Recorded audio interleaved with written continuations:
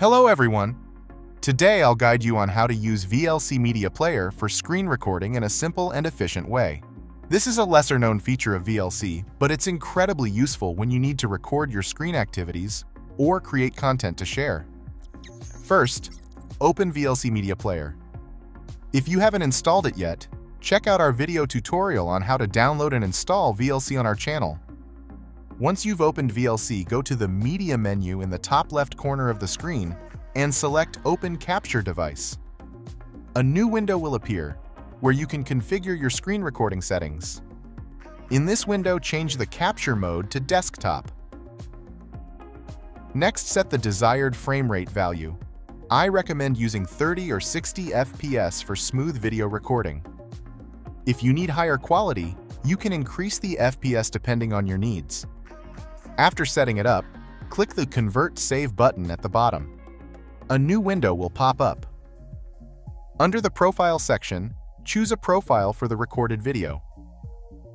A profile contains configuration details like the file format, whether it's MP4, MKV, or others, and the quality settings. You can either use one of the predefined profiles or create your own custom profile.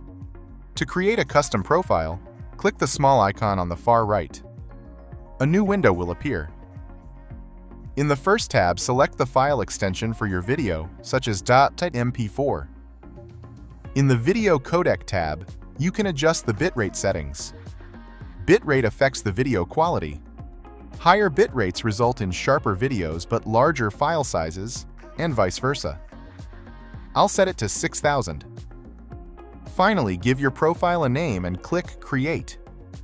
Then, select the newly created profile from the list of profiles. In the Destination section, choose a name and a location to save your recorded video. To start recording your screen, click Start. VLC will begin capturing everything happening on your screen. Make sure to close any unnecessary applications to keep the video clean and focused.